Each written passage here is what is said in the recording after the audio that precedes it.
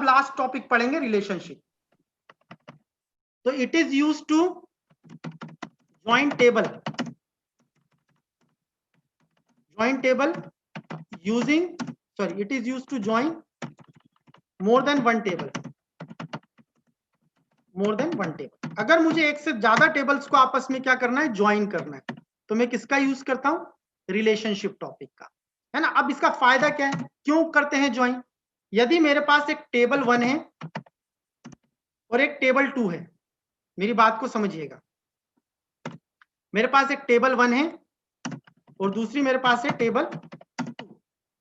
इस टेबल के अंदर है फील्ड्स, ई नेम, क्लास, मार्क्स, और यहां पर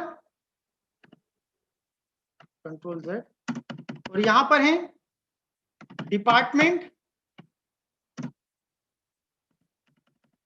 डिपार्टमेंट, लोकेशन और पिन कोड। ये इंफॉर्मेशन यहां पर है। एड्रेस से रिलेटेड इसकी इंफॉर्मेशन यहां पर है, यहां पे एड्रेस कर देता हूं डिपार्टमेंट की जगह एड्रेस। तो एड्रेस से रिलेटेड इंफॉर्मेशन इस टेबल में है और पर्सनल इंफॉर्मेशन इस टेबल में है। पर्सनल इंफॉर्मेशन टेबल 1 में है और एड्रेस से रिलेटेड इंफॉर्मेशन टेबल 2 में है। अब मुझे इन दोनों टेबल को ज्वाइन कर दिया। अब अगर मैं इन दोनों टेबल को ज्वाइन कर दूंगा ना, तो ज्वाइन करने से क्या होगा, टेबल 1 कैसे करते हैं वो बात की बात है। Table 1 join with table 2, table 1 को टेबल 2 से ज्वाइन किया।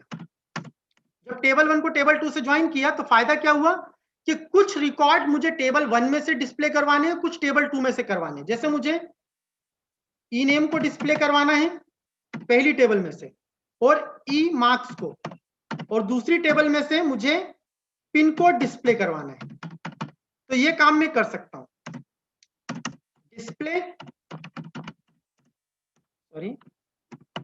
Display record from both the table, आधे यहां से आधे वहां से। पर पहले नहीं कर सकता था, विदाउट रिलेशनशिप ऐसा नहीं कर सकता, बट अब ऐसा कर सकता हूं। तो इसलिए जरूरत पड़ती है रिलेशनशिप की, है ना। एक चीज समझिएगा, नोट क्या क्या नियम कायदे कानून है, या इसे रूल्स कह सकते हो, रूल्स फॉर ज्वाइनिंग। टेबल को ज्वाइन करने के क्या रूल्स हैं, क्या नियम कायदे कानून है, थोड़ा उस पर आप ध्यान दें। पहला कायदा कानून, पहला,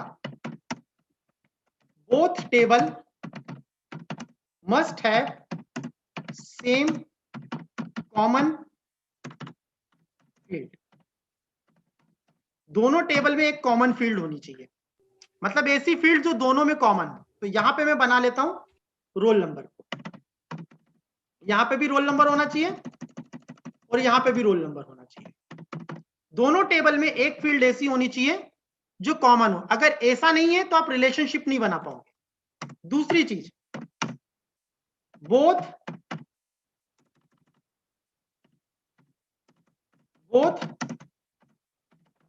field, data type and size must be same. उनके डेटा टाइप और साइज भी क्या होने चाहिए, सेम।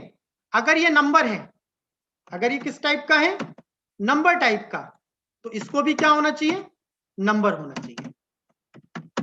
अगर इसका नाम डिफरेंट चल जाएगा, मान के चलो यहां रोल नंबर है और आपने यहां पे कर दिया student roll number, name different चल जाएगा, पर डेटा टाइप और साइज सेम होने चाहिए। Name can be different, name different हो सकते हैं, पर डेटा टाइप और नेम क्या होने चाहिए, सॉरी डेटा टाइप और साइज क्या होने चाहिए, सेम। अब ये तो नंबर टाइप की फील्ड है, पर अगर टेक्स्ट टाइप की फील्ड होती तो उनमें दोनों के साइज भी सेम होने चाहिए थे। मगर अगर आपने यहाँ पे टेक्स्ट लिया, तो अगर इसका 20 साइज है तो इसका भी कितना होना चाहिए, 20, है ना। तो मैं इसको टेक्स्ट ले लेता हूं नंबर की जगह आपको समझाने के लिए, और इसमें मैंने साइज सेट किया 20, तो इसमें भी क्या होना चाहिए, क्योंकि इसमें कैलकुलेशन तो करनी नहीं है तो टेक्स्ट बना लो, कोई दिक्कत नहीं है। और इसका भी साइज कितना दे दिया मैंने 20। तो दोनों तरफ क्या होने चाहिए, साइज सेम होने चाहिए और डेटा टाइप भी दोनों तरफ सेम होने चाहिए। अब मैंने टेक्स्ट क्यों बनाया, रोल नंबर में कोई मुझे प्लस माइनस नहीं करना, इसलिए नंबर बनाने की जरूरत नहीं है, मैं उसे टेक्स्ट भी बना सकता हूं और ये मैं आपको पहले बता चुका हूं। तो ये होने चाहिए। अगली चीज, फर्स्ट टेबल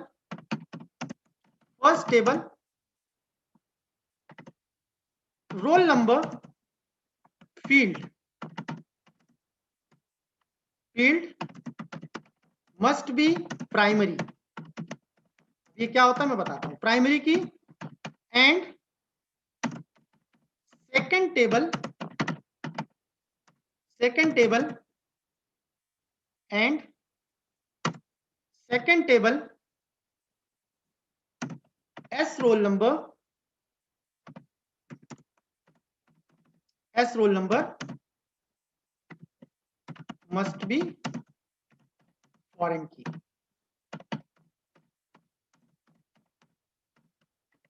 ये वाली क्या होनी चाहिए, प्राइमरी। इसको क्या बनाना है, प्राइमरी, और इसको क्या बनाना है, फॉरेन। आप नहीं भी बनाओगे तो भी ये फॉरेन बन जाएगी, जैसे आप रिलेशन बनाओगे तो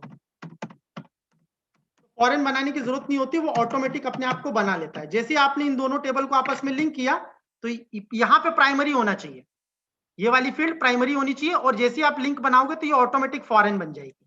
तो आपको इतना दिमाग इधर पे लगाने की जरूरत नहीं, सिर्फ इधर पे दिमाग लगाना है, किसको प्राइमरी बनाना है। ठीक है, तो चलिए आप समझ लेते हैं व्हाट इज प्राइमरी की। प्राइमरी की क्या होती है, यदि मैं किसी भी टेबल में किसी भी फील्ड को प्राइमरी बनाता हूं, if we declare any field as primary on our table, then it gives us two facility या restriction। ये हमारी फील्ड पे दो रिस्ट्रिक्शंस लगा देता है। वो दो रिस्ट्रिक्शंस कौन से हैं, पहला, डेटा मस्ट बी यूनिक, और second, we cannot define this field as empty। इसको मैं खाली नहीं छोड़ सकता, मतलब इसको मैं सिंपल भाषा में लिखूं तो ये क्या कर देगा, एक यूनिक फैसिलिटी दे देगा और दूसरी दे देगा नॉट नल, मतलब मैं फील्ड को खाली नहीं छोड़ सकता। ये दोनों का मतलब ये है।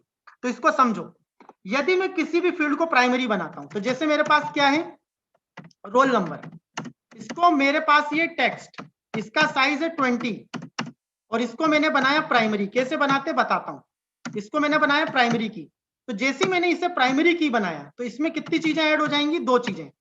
पहली एक हो जाएगी यूनिक की फैसिलिटी और दूसरी हो जाएगी नॉट नल। तो इसका मतलब क्या है, इसमें दो रिस्ट्रिक्शंस लग गए। जब भी मैं इस फील्ड में डेटा डालूंगा, जैसे रोल नंबर है, इसमें मैं कोई भी डेटा डालूंगा, तो मैंने डाला 101, 102, 103 लाइक दिस, तो दोबारा अगर मैं 101 रिपीट करूंगा तो एरर आ जाएगा। मतलब ये ऐसा करने नहीं देगा, मतलब डेटा जो होना चाहिए वो यूनिक होना चाहिए, डुप्लीकेट नहीं होना चाहिए। अगर मैं डुप्लीकेट डालने की कोशिश करूंगा तो वो उसे एक्सेप्ट नहीं करेगा। दूसरी चीज, चलो मैंने 104, 105 डाला, पर मैंने 106 नहीं डाल के 7 डाला, तो यहां पे मैं एम्प्टी भी नहीं छोड़ सकता, खाली नहीं छोड़ सकता, डेटा डालना कंपलसरी है, कैन नॉट बी नल, वो आपको आगे बढ़ने ही नहीं देगा। मतलब डेटा डालना भी कंपलसरी है और डुप्लीकेट डेटा अलाउ नहीं है। इन दोनों का मतलब ये है कि फील्ड, अगर मैंने किसी भी फील्ड को प्राइमरी बनाया तो उसमें दो रिस्ट्रिक्शंस लग जाएंगे, दो कंडीशंस लग जाएंगी, पहली यूनिक की, दूसरी नॉट नल की। मतलब उसमें डुप्लीकेट डेटा इंसर्ट नहीं कर सकता और उसमें डेटा डालना कंपलसरी है, मैं उसे खाली नहीं छोड़ सकता। ये दो रिस्ट्रिक्शंस लग जाएंगे। और लास्ट पॉइंट इसका ये है, one table have only one primary key, one table have only one primary key. एक टेबल में एक ही प्राइमरी की हो सकती है, दो प्राइमरी की एक टेबल में नहीं हो सकती। तो ये जो कॉन्सेप्ट होता है ये किसका होता है? प्राइमरी की का। अब आते हैं फॉरेन की के कॉन्सेप्ट पे। फॉरेन की बनाई नहीं जाती, जैसे ही आप लिंक करोगे वो बन जाएगी। बट मैं लिख देता हूं, if we join two table with each other then second table field is become foreign key। वो क्या बन जाएगी? फॉरेन की बन जाएगी। जैसे ही मैं उसे क्या करता हूं, दूसरी टेबल से ज्वाइन करता हूं, तो वो क्या बन जाएगी? फील्ड, वही की वही फील्ड फॉरेन बन जाएगी। और ज्वाइन करने का फायदा क्या, वो मैंने ऊपर लिख दिया कि यदि मैं दो टेबल को आपस में ज्वाइन करता हूं तो आधा डेटा मैं यहां से उठा सकता हूं, आधा डेटा वहां से उठा सकता हूं, है ना, जबकि मैं वैसा नहीं कर सकता था पहला। ठीक है, तो इस तरीके से मैं क्या यूज कर सकता हूं? फॉरेन की। पर फॉरेन की में एक चीज है, we can create multiple foreign key in one table. एक टेबल में एक से ज्यादा फॉरेन की हो सकती हैं, एक टेबल में एक से ज्यादा फॉरेन की हो सकती है, जबकि प्राइमरी एक टेबल में कितनी होती है? एक। पर फॉरेन क्या होती है? एक से ज्यादा, है ना। अब यहां पर फॉरेन की के दो रिस्ट्रिक्शंस होते हैं। रिस्ट्रिक्शंस ऑफ द फॉरेन की। फॉरेन की क्या नहीं करने देगा आपको? सॉरी, फॉरेन की आपको क्या नहीं करने देगी? वो रिस्ट्रिक्शंस क्या है? जैसे प्राइमरी की के रिस्ट्रिक्शंस क्या है? वो दो चीजें, कौन कौन सी? ये यूनिक और नॉट लेंथ, ये किसके रिस्ट्रिक्शंस हैं? प्राइमरी की के। ये आपको करने नहीं देगा, ये परमिशन ग्रांट नहीं करेगा। दूसरी चीज, अगर मैं फॉरेन बनाता हूं तो ये क्या नहीं ग्रांट करेगा? पहली चीज, अगर मैंने प्रॉपर उसको फॉरेन की बनाया तो ये दो चीजें मुझे रिस्ट्रिक्ट करेगा। पहला, if record is not present in first table then we cannot add that record in second table। उसे मैं सेकंड टेबल में ऐड नहीं कर सकता। कहने का मतलब समझो, मेरे पास यहाँ पे ये टेबल है और यहाँ पे मैंने एक रोल नंबर बनाया है और यहाँ पे क्या बनाया? S roll number. मैं सारे फील्ड नहीं लिख रहा। यहाँ पर रिकॉर्ड है 101, 102, 103। तो जब मैं यहाँ पे एंट्री करूंगा, इसकी नाम कुछ भी हो सकता है, केवल रोल नंबर पे ध्यान दो। तो यहाँ पे मैं 101 भी कर सकता हूं, फिर से मैं 101 कर सकता हूं, सॉरी, फिर से मैं इसको यहाँ पे रिपीट कर सकता हूं क्योंकि ये प्राइमरी तो है नहीं।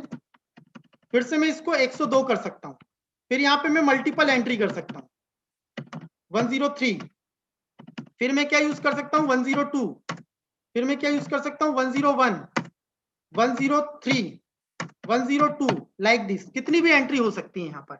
यहाँ पे डुप्लीकेशन अलाउ है, क्यों? क्योंकि ये तो फॉरेन है और फॉरेन पे प्राइमरी की कोई कंडीशन नहीं लगती।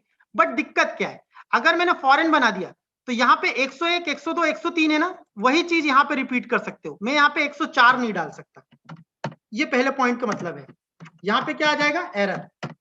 तो ये फॉरेन की का रिस्ट्रिक्शन है कि अगर आपने दो टेबल को आपस में जोड़ा तो यहाँ पे जो अवेलेबल रिकॉर्ड्स हैं उन्हीं की एंट्री आप यहाँ पे कर सकते हो दूसरी टेबल में, है ना। जो नहीं है वो नहीं कर सकते। अगर आपको 104 की एंट्री करनी है तो यहाँ पे 104 को ऐड करो।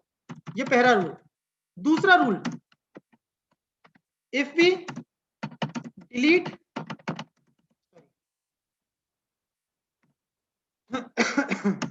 if we delete data from the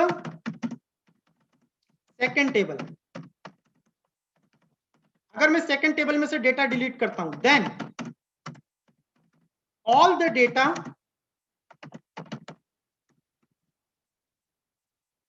if we delete record from the first table. Then all the related records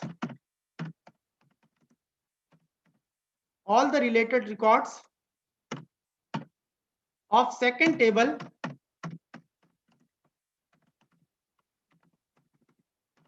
is also deleted.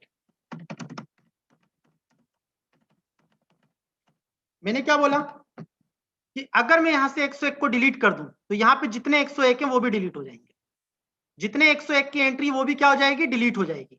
और इसको बोला जाता है, इसको एक नाम दिया गया है, डिलीट कैस्केड। इसको बोला जाता है डिलीट कैस्केड। इसका एक नाम है, इसको एक नाम दिया गया है। इस तरह की चीज को बोला जाता है डिलीट कैस्केड या कैस्केड डिलीट, अभी देख लूंगा। तो अगर मैंने यहां से 101 को डिलीट किया तो जितने भी दूसरे टेबल में 101 से रिलेटेड रिकॉर्ड है वो सारे डिलीट हो जाएंगे। तीसरी चीज, बस तीसरा लास्ट पॉइंट, कि if we update record from first table, अगर मैं फर्स्ट टेबल में रिकॉर्ड को अपडेट करता हूं, then second table all record also must be updated automatically. वो भी क्या हो जाएंगे, ऑटोमेटिकली अपडेट हो जाएंगे। यहां पे भी ऑटोमेटिकली लिख दूं, ऑटोमेटिकली, आपको कुछ नहीं करना पड़ेगा। तो कहने का मतलब अगर मैंने इसको कर दिया 105 तो यहां पे जहां जहां पे भी 101 लिखा है वहां पे क्या हो जाएगा, 105। ये कहना चाह रहा हूं। यहां पे किसी में भी चेंज करूंगा, जो अपडेट मैंने यहां किया वो यहां पे भी अप्लाई हो जाएगा। तो इसे बोलते हैं अपडेट कैस्केड, अपडेट कैस्केड। तो फॉरेन की में क्या है, प्राइमरी की तो समझ में आ गया कि प्राइमरी की अगर मैंने किसी फील्ड को बना दिया तो मैं उसमें डुप्लीकेट डेटा इंसर्ट नहीं कर सकता और ना उस फील्ड को खाली छोड़ सकता हूं। बट अगर मैंने दो टेबल को आपस में लिंक किया तो दूसरी वाली ऑटोमेटिक क्या बन जाएगी, फॉरेन। और जब वो फॉरेन बन जाएगी तो उसमें ये 3 रिस्ट्रिक्शंस आ जाएंगे। पहला कि अगर मैंने दो टेबल को आपस में मतलब रिलेशनशिप टॉपिक के द्वारा ज्वाइन किया तो जितने यहाँ पे रिकॉर्ड है उसी को मैं यहाँ पे एंट्री कर सकता हूँ, है ना, उसी को क्या कर सकता हूँ, यहाँ पे एंट्री कर सकता हूँ। इसका नाम भूल रहा हूँ, इसको भी एक नाम दिया गया है, वो नाम अभी आके मैं लिख दूंगा। इसका तो नाम याद था तो मैंने लिख दिया, इसका भूल रहा हूं मैं, तो ये कर दिया। दूसरी चीज क्या थी कि अगर मैंने यहां से कोई भी डेटा डिलीट मारा तो यहाँ पे भी वो सारे डेटा डिलीट हो जाएंगे ऑटोमेटिक। और यहाँ पे मैंने किसी को अपडेट किया तो दूसरी टेबल में भी वो सारा डेटा अपडेट हो जाएगा, है ना। तो इस तरीके से ये 3 कांस्टेंट इसके अंदर लग जाते हैं फॉरेन की में, अगर मैं ज्वाइन करता हूं। अब ज्वाइन कैसे करते हैं पहले देख लेते हैं, फिर उसके बाद में अगली स्टेप पे जाता हूं। ज्वाइन का तरीका, लास्ट टॉपिक है, ध्यान से देखिए। डेटा बेस टूल पे जाना है, रिलेशनशिप पे जाना है। पहली चीज तो मैं क्या क्या रिलेट कर रहा हूं पहले वो बता दूं। मैं ईएमपी टेबल और डिपार्टमेंट टेबल को रिलेट कर रहा हूं। तो पहले मैं ईएमपी टेबल को आपको दिखा दूं, ये फील्ड्स हैं और यहाँ पे दिख रहा है आपको डिपार्टमेंट नंबर। ये डिपार्टमेंट खोलूंगा तो यहाँ पे भी एक डिपार्टमेंट नंबर है, यहाँ पे भी क्या है, एक डिपार्टमेंट नंबर है। इन दोनों के डेटा टाइप देख लूं फिर रिलेशनशिप बनाता हूं। तो पहले मैं इसके डिजाइन व्यू पे जाता हूं, उसके बाद ये नंबर है, ठीक है, क्योंकि रिलेशन बनाना है तो दोनों तरफ सेम होना चाहिए। इधर पे भी नंबर है और इस टेबल का जो डिजाइन व्यू है उसमें भी ये क्या है, नंबर है, कोई दिक्कत नहीं। बट ये प्राइमरी नहीं है। कंडीशन क्या है, ये प्राइमरी होना चाहिए रिलेशन बनाने से पहले। इसको क्या करना है, प्राइमरी। तो राइट क्लिक करो और प्राइमरी की बना दो, ठीक है, या फिर इस पे क्लिक कर दो, जो तरीका है। तो कंट्रोल एस से मैंने इसे प्राइमरी बना दिया। मैंने आपको नियम बता दिए कि अगर आपको दो टेबल को रिलेट करना है तो पहली टेबल वाले में प्राइमरी की एक होनी चाहिए। तो मैंने यहाँ पे एक प्राइमरी की बना दी, ठीक है। अब दूसरे टेबल की जो प्राइमरी की क्या है वो है डिपार्टमेंट नंबर। यहां पे गए, यहां गए और इसको भी क्या बना दिया, प्राइमरी। दोनों टेबल में देखो, इसमें भी डिपार्टमेंट नंबर है, इसमें भी डिपार्टमेंट नंबर है, बट ये प्राइमरी नहीं है। इसकी प्राइमरी क्या है, ये, और ये भी क्या है, डिपार्टमेंट नंबर। तो यहाँ पे प्राइमरी है, पहली टेबल है। Department is my first table and EMP is a second table. ध्यान रखना, डिपार्टमेंट मेरी फर्स्ट टेबल है और इसमें मैंने डिजाइन व्यू पे जाके यहाँ पे क्या बना लिया, प्राइमरी बना दिया। तो पहले टेबल में प्राइमरी होना चाहिए, सेटिस्फाई हो रहा है? पहले टेबल में प्राइमरी होनी चाहिए, डिपार्टमेंट इज फर्स्ट टेबल, तो यहाँ पे प्राइमरी है। सेकंड टेबल में प्राइमरी हो ना हो, पर यहाँ पे एक फील्ड ऐसी हो जो वहां पर मौजूद हो। तो यहाँ पे देखो ये डिपार्टमेंट नंबर है और ईएमपी में भी एक डिपार्टमेंट नंबर है, पर ये प्राइमरी नहीं है, ये प्राइमरी नहीं है। प्राइमरी किस में है? डिपार्टमेंट में। तो जब रिलेशन बनाऊंगा तो ये वाली फॉरेन बन जाएगी, जब रिलेशन बनाऊंगा तो ये फॉरेन बन जाएगी। तो बाकी सारी चीजें ठीक है, इसको मैं क्लोज कर देता हूं। करना क्या है, बस एक चीज ध्यान रखो, डिपार्टमेंट में जाके इसके डिजाइन व्यू पे जाना, और अगर ना बना हो तो इसको प्राइमरी बना देना, राइट क्लिक या इस पे क्लिक करके, है ना। प्राइमरी बनाना जरूरी है एक टेबल में। अब आपको रिलेशनशिप बनाना है, डेटाबेस टूल पे जाएं, रिलेशनशिप पे जाएं, यहाँ पे दोनों टेबल ले लें, पहले डिपार्टमेंट फिर ईएमपी, क्लोज करके इसे ऐड कर लें। पहली टेबल ये है, दूसरी टेबल ये है, इसको किससे रिलेट करना है? इससे। यहां गए, यहां करा, ऐड किया, क्रिएट किया, यहां पे ये रिलेट हो गए, ठीक है। ये दोनों को रिलेट कर दिया मैंने, तो यहां पर रिलेट कर दिया और इसको क्लोज कर दिया, अभी के लिए क्लोज कर रहा हूं। अच्छा, इसको यस कर दिया, तो ये सेव हो गया। अब आप देखिए टेबल पे आके, जब मैं डिपार्टमेंट टेबल को ओपन करता हूं तो देखिए यहाँ पे प्लस का निशान आ गया। जब मैं इसे करता हूं तो 10 डिपार्टमेंट के कितने लोग हैं वो यहाँ पे हायरार्की के तौर पे दिख रहे हैं, 20 डिपार्टमेंट के कितने लोग हैं वो यहाँ दिख रहे हैं, 30 डिपार्टमेंट के कितने लोग हैं वो यहाँ दिख रहे हैं, 40 डिपार्टमेंट के कितने लोग हैं वो यहाँ दिख रहे हैं। पर मैंने आपको एक चीज बोली कि जैसे ही मैंने रिलेशनशिप बनाया तो ये वाला डिपार्टमेंट तो प्राइमरी था और ये डिपार्टमेंट क्या बन गया? ऑटोमेटिक फॉरेन बन गया। तो अगर मैं पहली टेबल में से कोई रिकॉर्ड डिलीट कर दूं, ये 10 वाला डिलीट कर देता हूं, डिलीट, तो क्या दूसरी टेबल में वो डिलीट हुआ? नहीं हुआ। देखो सर ने तो गलत पढ़ा है ना, फिर डिलीट तो हुआ नहीं, है ना। रिफ्रेश भी करके दिखा देता हूं। दूसरी चीज, मैंने यहां पे 20 को कर दिया 50, कंट्रोल एस, यहां पे कुछ हुआ क्या? 20 50 हुआ क्या? नहीं हुआ, सर ने तो गलत बता दिया। अभी 20 कर देता हूं, ठीक है। थर्ड चीज, मैं यहां पे 10 30 40 है, पर मैं इस टेबल में 60 वाला भी रिकॉर्ड ऐड कर सकता हूं, हो गया आराम से ऐड। मतलब मैंने सारी इंफॉर्मेशन नहीं दी, पर 60 इज एक्सेप्टेड। पर मैंने क्या बोला, अगर यहाँ पे 20 30 40 है तो इस टेबल में भी मैं क्या रख सकता हूँ? 20 30 40, 60 को मैं ऐड कर ही नहीं सकता था, पर इसने ऐड कर लिया। तो ये क्यों हो रहा है ना। तो इसके लिए क्या करना है, आप ध्यान से देखिएगा। अगर आपको ये रिस्ट्रिक्शंस फॉरेन की वाली अप्लाई करनी है, जो 3 पॉइंट मैंने लिखवाए, तो उसके लिए आपको 3 ऑप्शन चालू करने पड़ेंगे। वो कौन से ऑप्शन है वो मैं अभी बताता हूं। पहले तो यहां से 10 वालों को डिलीट कर देता हूं, क्योंकि मैंने वहां से 10 डिलीट कर दिया ना, तो यहां से भी सारे 10 को डिलीट कर दूं। डिलीट, डिलीट, क्योंकि वो रिलेशनशिप नहीं बनने देगा, क्योंकि दोनों में सेम होना चाहिए ना, इसलिए मैं डिलीट कर रहा हूं। क्योंकि इधर से तो मैं डिलीट कर चुका हूं, और जब मैं रिलेशनशिप दोबारा बनाऊंगा तो यहाँ पे वो 10 रहेगा, तो वो रिलेट नहीं होने देगा, इसलिए मैंने यहां से 10 को भी डिलीट कर दिया। अब मैं जाऊंगा यहाँ पर, इस पे फिर से रिलेशनशिप पे गया। अब यहाँ पर या तो आप इसे रिमूव कर दो, पहले तो जितनी भी ओपन चीजें उन्हें क्लोज कर दो, कोई भी टेबल बैकग्राउंड में ओपन है तो करने नहीं देगा। अब इसको एडिट भी कर सकते हो, राइट क्लिक करो या एडिट कर दो, या फिर डिलीट करके दोबारा बना लो, जो आपकी इच्छा हो। मैं एडिट करता हूँ। एडिट करने के बाद ये 3 ऑप्शन मुझे चालू करने, इन्फोर्स रेफरेंशियल इंटीग्रिटी, ये पहला वाला ऑप्शन है। मैं बोल रहा था ना, नाम भूल रहा हूं, इसको कहते हैं, इसको, इसी को क्या बोला जाता है? Enforce referential integrity, enforce referential integrity, इसका नाम ये होता है, ठीक है। तो अब नाम से समझ जाओ मैंने क्या क्या समझाया आपको। इसको टिक करूंगा तो क्या होगा, इसको टिक करूंगा क्या होगा, और इसको टिक कर, अपडेट का मतलब वहां पे अपडेट करूंगा ओरिजिनल टेबल में, मास्टर टेबल में अपडेट करूंगा, टारगेट में ऑटोमेटिक हो जाएगा। मास्टर में डिलीट करूंगा, टारगेट में ऑटोमेटिक डिलीट हो जाएंगे।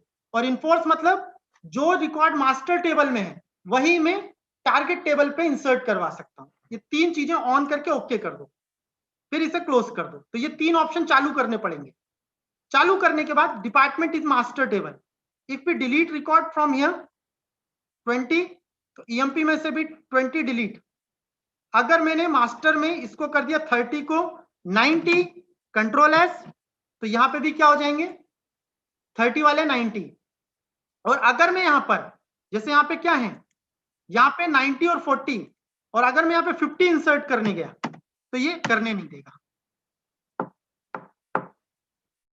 तो ये कॉन्सेप्ट था रिलेशनशिप का। तो ये आपको मैनुअली ऑन करना पड़ेगा, कंप्यूटर खुद ऑन करके नहीं देगा। और वो अपडेशन मैंने कहां से किया, यहां गया, रिलेशनशिप पे गया, यहां पर रिलेशनशिप को या तो दोबारा क्रिएट कर लो या डिलीट करके या एडिट रिलेशनशिप करके इन तीनों ऑप्शन को टिक कर दो। इसे बोलते हैं cascade update related field, cascade delete related field. वो रिलेटेड रिकॉर्ड्स फील्ड्स लिख लेना, ठीक है। मैंने केवल सिंपल इतना इतना लिख दिया है उसका। ओके, तो इस तरीके से आप बना सकते हो। दूसरी चीज क्या फायदा है, मैंने क्या बताया था रिलेशनशिप का, दोनों टेबल की आधी आधी क्वेरी देख सकता हूं। तो जब भी आप क्वेरी बनाओगे, तो अभी तक क्या था, या तो मैं ईएमपी या तो डिपार्टमेंट, अब मैं दोनों रख लेता हूं।